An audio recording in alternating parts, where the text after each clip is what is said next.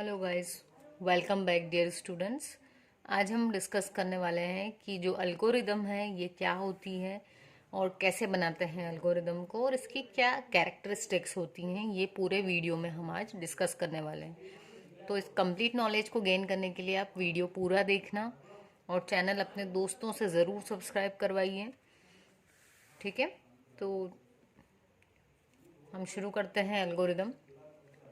Algorithm क्या होती है? हम कह सकते हैं कि ये एक स्टेप बाय स्टेप प्रोसीजर होती है किसी प्रॉब्लम को सॉल्व करने के लिए।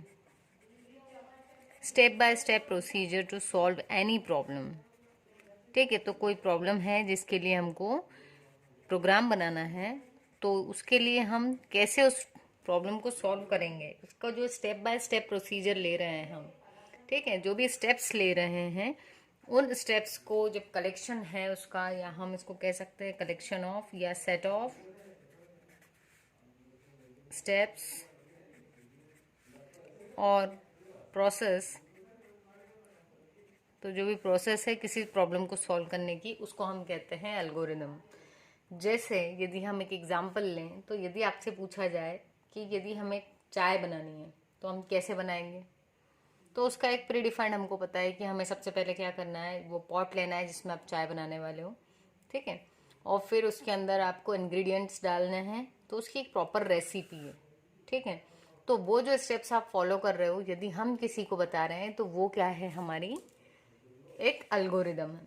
जैसे यदि हम एक एग्जांपल ले लेते हैं, अगर प्रोग्राम बनाने के लिए कहा जाए आपको कि राइट अ प्रोग्राम या फिर write an algorithm to add two numbers. ठीक है, बहुत इजी है। इसको आप ध्यान से देखेंगे, ध्यान से सुनेंगे तो आपको लगेगा कि कोई भी एल्गोरिदम बनाना बहुत ही इजी तरीका है। सबसे पहली चीज़, एल्गोरिदम बनाने के लिए हमें प्रोग्रामिंग की ज़रूरत नहीं है, क्योंकि जो एल्गोरिदम होती है ये लैंग्वेज इंडिपेंडेंट होती है। जब भी हम प्रोग्राम बनाएंगे तो प्रोग्राम क्या होता है, लैंग्वेज डिपेंडेंट। या तो हम सी में बनाएंगे या सी प्लस प्लस में, जावा, PHP, HTML, जावास्क्रिप्ट, बहुत सारी अलग अलग लैंग्वेजेस हैं, तो हम उसमें बनाएंगे। लेकिन जब एल्गोरिदम की बात आती है तो ये होती है प्रोग्राम इंडिपेंडेंट। ठीक है, लैंग्वेज इंडिपेंडेंट। तो यदि हमने एक एग्जाम्पल ले लिया, हमें कहा गया कि एक एल्गोरिदम लिखना है दो नंबर्स को ऐड करने के लिए, तो पहली स्टेप क्या होगी हमारी, स्टेप 1 विल बी, क्या करना है हमको, किन दो नंबरों को ऐड करना है, तो हम क्या बोलेंगे, रीड टू नंबर्स, दो नंबर्स को रीड कर लो। तो हम चाहें तो समझने के लिए इन दो नंबरों को नाम दे दें, ए एंड बी। तो यहाँ ए और बी क्या हो गए, इसके अंदर हम वो दो नंबर को रीड कर रहे हैं, तो ये हो गए हमारे वेरिएबल्स। ठीक है, क्योंकि होल्ड करना पड़ेगी ना वैल्यू कहीं, तो हम एक वैल्यू ए में ले लेंगे और दूसरी वैल्यू को बी में ले लेंगे। अब क्या करना है, स्टेप 2 में हम क्या करेंगे, इसमें हम कैलकुलेट करेंगे। क्या कैलकुलेट करने वाले हैं, मान लो हमने तीसरा वेरिएबल ले लिया सी और उसमें क्या दे दिया, ए प्लस बी, मतलब इन दोनों को ऐड करवा दिया। तो ये किस में आ गया रिजल्ट, सी में। अब स्टेप 3 में क्या करना है हमको, सी में रिजल्ट आ चुका है, क्या था, एडिशन ऑफ टू नंबर्स। तो अब हम क्या कर देंगे, डिस्प्ले रिजल्ट या फिर डिस्प्ले आउटपुट। ठीक है, आउटपुट क्या है, जो सी है वही, तो ये हमारा डिस्प्ले हो गया। तो ये हमारी एक छोटी सी एल्गोरिदम हो गई। अब यहाँ पर एक बात और आएगी, एक प्रोग्राम को या एक प्रॉब्लम के लिए ज़रूरी नहीं है कि एक ही एल्गोरिदम लिखी जाए। हो सकता है इसी एल्गोरिदम को कोई बच्चा ऐसे लिखे कि पहली स्टेप में उसने बोला रीड वन नंबर, एक नंबर को रीड कर लो, किसमें, ए में। फिर उसने कहा स्टेप 2, उसमें रीड करो वापस दूसरा नंबर, किसमें, बी में। फिर उसने बोला कि तीसरी वाली में हमको कैलकुलेट करना है, क्या कैलकुलेट करना है, C is equals to A plus D B. और फोर्थ स्टेप में उसने क्या बोल दिया, डिस्प्ले आउटपुट। तो यदि हम बात करें, ये दो एल्गोरिदम बनी, दोनों एल्गोरिदम किसके लिए बनी है, ये जो पहली एल्गोरिदम थी ये भी बनी है दो नंबर्स को ऐड कराने के लिए, लेकिन इसने सिर्फ 3 स्टेप्स लिए।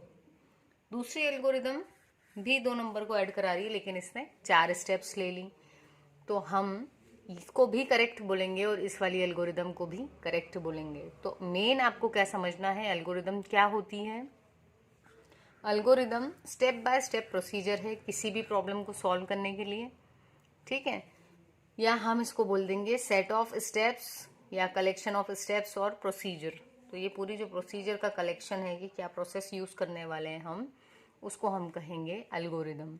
अब हम बात कर लेते हैं जल्दी से कि कैरेक्टरिस्टिक्स क्या होनी चाहिए किसी एल्गोरिदम के अंदर। तो ये है हमारी एल्गोरिदम की कैरेक्टरिस्टिक्स। देखो, अपना जो इनपुट है वो कैसे होना चाहिए, वेल डिफाइंड। जब हम यूज़र से कहने वाले हैं कि उसको नंबर इनपुट देना है, तो यूज़र को भी यहाँ पर कोई डाउट नहीं आएगा कि इनपुट में उसको देना क्या है, ABCD तो नहीं देना है, ठीक है। तो जब हमने लिखा ऊपर एंटर 2 नंबर्स या रीड 2 नंबर, तो यहाँ पर जो यूज़र था उसको पता चल गया 2 नंबर देना है, ठीक। तो पहली चीज़ कि जो हमारा इनपुट है वो कैसा होगा, वेल डिफाइंड। फिर हमने देखो आउटपुट को भी प्रिंट करवाया है, ठीक है। तो आउटपुट भी हमारा कैसा होना चाहिए, वेल डिफाइंड, कि हम आउटपुट में देना क्या चाह रहे हैं।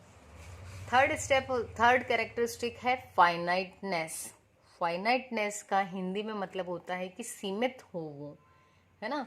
जो हम प्रोसेस फॉलो कर रहे हैं यदि वो सीमित या लिमिटेड नहीं होगी तो क्या होगा, अगर अनलिमिटेड प्रोसेस है तो वो चलती जाएगी लेकिन आउटपुट नहीं मिलेगा। तो इसलिए क्या ज़रूरी है कि एल्गोरिदम फाइनाइट हो, मतलब उसमें क्या हो, लिमिटेड नंबर ऑफ स्टेप्स हो, ठीक है, अनलिमिटेड ना हो। नेक्स्ट है फिजिबल। फिजिबल का मतलब होता है कि हम जो बना रहे हैं एल्गोरिदम वो एक्चुअल में वो काम करती हो, फिजिबल हो वो, ठीक है। जैसे यदि हम किसी को वादे कर दें कि भैया हम तुमसे मिलने आने वाले हैं, तो ये तो फिजिबल है कि हाँ, हम हो सकता है कि किसी को यदि कहा है कि मिलने जाएंगे तो हम उससे मिलने चले जाएं। बट यदि हमने किसी को वादा कर लिया कि हम आते वक्त 2 तारे और 1 चांद भी आसमान से तोड़ के लेकर आएंगे, तो क्या ये फिजिबल है, नहीं। सबको पता है कि ऐसा पॉसिबल ही नहीं है, ठीक है। तो जब हम प्रोग्राम बनाते हैं तब हम फिजिबिलिटी भी चेक करते हैं कि ये फिजिबल है या नहीं, बन सकता है या फिर नहीं, ठीक है। तो जो अपनी एल्गोरिदम है वो कैसी होना चाहिए, फिजिबल, कि जो काम वो कह रही है कि मैं करूँगी वो बिल्कुल वो श्योरिटी के साथ उस टास्क को परफॉर्म करना ही चाहिए। नेक्स्ट है लैंग्वेज इंडिपेंडेंट। मैंने कहा अभी आपको कि यहाँ हमने किसी भी लैंग्वेज का कोड यूज़ नहीं किया है, लेकिन यदि किसी लैंग्वेज वाले बंदे को हम ये देंगे तो वो इसको पढ़ के आसानी से इसको एक प्रोग्राम में कन्वर्ट कर देगा। तो एल्गोरिदम क्या हेल्प करती है, ये क्योंकि लैंग्वेज इंडिपेंडेंट है इसलिए ये प्रोग्राम जो है उसको समझने में हेल्प करती है, और सॉल्व करने के लिए जब हम स्टेप्स लिखते हैं तो ये हमारी हेल्प कर देती है कि हमने पहले वर्ड्स में लिख लिया कि करना क्या है, एंड फाइनली हम इसको कन्वर्ट कर देंगे एक प्रोग्राम में, ठीक है। So it is language independent. And last जो इसकी कैरेक्टरिस्टिक होती है वो है क्लियर होना चाहिए एल्गोरिदम। क्लियर मतलब हमको सारी चीज़ें देखें यदि तो समझ में आ रहा है, 2 वेरिएबल्स ले लिए, उनको ऐड करा के तीसरे में डाल दिया और उसको प्रिंट करवा दिया, तो चीज़ें क्लियरली समझ में आ रही हैं। और क्या होना चाहिए, अनएम्बिग्यूअस। एम्बिग्यूअस यानी एम्बिग्विटी क्या होती है कि हम किसी को कुछ चीज़ कहें उसके 2 मीनिंग निकले या 2 से ज़्यादा मीनिंग निकले, तो वहाँ पर क्या होती है, प्रॉब्लम होती है समझने वाले को कि वो उसके कौन से मीनिंग को समझने वाला है। जैसे यदि हम बोलते हैं हिंदी में, यदि हमने किसी को कहा कि रुको मत जाओ, ठीक है, तो ये जो सेंटेंस है यदि इसमें हम जो कॉमा है पंक्चुएशंस नहीं लगाते हैं तो ये एम्बिग्यूअस है। हो सकता है कोई इसको क्या पढ़े, रुको मत जाओ, एक मीनिंग ये है इसका। दूसरा मीनिंग क्या है, रुको मत जाओ, मतलब यहाँ रुको मत चले जाओ। तो दोनों के मीनिंग कितना डिफरेंस है, कितना ज़्यादा डिफरेंस है दोनों में। तो ये क्या है, ये है एम्बिग्विटी। सेंटेंस एक ही है लेकिन उसके मीनिंग कितने ज़्यादा ज़मीन और आसमान का अंतर है। एक में हम किसी को रोक रहे हैं और दूसरे में उसको बोल रहे बिल्कुल नहीं रुकना, जाओ, ठीक है।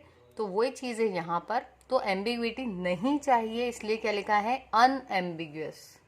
तो एल्गोरिदम कैसी होनी चाहिए, जिसमें कोई कंफ्यूजन ना हो, एकदम क्लियर हो, डायरेक्ट हो कि वो करना क्या चाह रही है। सो ये है एल्गोरिदम। आज हमने एल्गोरिदम लिखी है एक दो नंबर्स को ऐड करवाने के लिए। आगे जब भी हम प्रोग्रामिंग स्टार्ट करेंगे तो हम इसके लिए प्रोग्राम ज़रूर बनाएंगे जिसमें हम C++ को यूज़ करेंगे और ये जो वेरिएबल्स हैं उसको यूज़र से रीड करवाएंगे, कैलकुलेशन करेंगे और आउटपुट भी प्रिंट करवाएंगे। तब तक के लिए आप बिल्कुल चैनल के साथ ट्यून्ड रहें और यदि आपने सब्सक्राइब नहीं किया है तो चैनल को ज़रूर सब्सक्राइब करें। और भाई दोस्तों से चैनल सब्सक्राइब करवाना तो बनता है आपका, है ना, इतना हक तो है आपका आपके फ्रेंड्स पर। तो इसलिए जल्दी से उनका मोबाइल लेना जब भी उनसे मिलो और खुद से सब्सक्राइब कर देना चैनल, क्योंकि ये उनके लिए भी बेनिफिशियल है। Okay guys, thank you.